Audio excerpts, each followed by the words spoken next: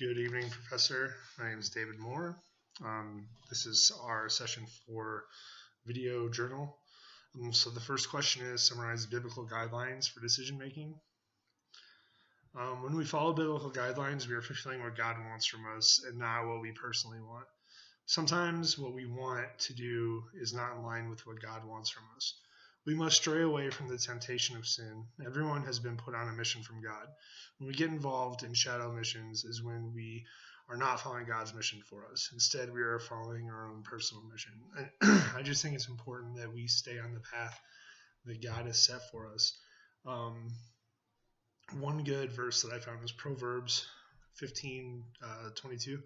Without counsel, plans fail, but with many advisors, they succeed.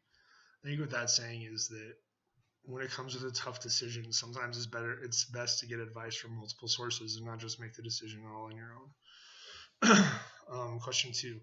Explain why conflict happens. Conflict happens for many reasons, to include inadequate information disseminated, leading employees to not understand what you expect from them. Another reason is the management style you use. You must be able to tailor your management style between employees. Not all employees will respond to the same one. Question 3. Formulate biblically based guidelines for dealing with conflict. So I found a bunch of verses that I think are very fitting. So some of the topics that I picked were be forgiving, let go of anger, look at the interests of the group as a whole. So the first one is Matthew 18:15. If your brother sins against you, go and tell him his fault, between you and him alone. If he listens to you, you have gained your brother. Ephesians 4:26. Be angry and do not sin. Do not let the sun go down on your anger. Luke 17:3.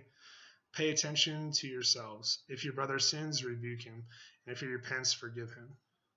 And Philippians 2:4. Let each of you look not only to his own interest, but also the interest of others.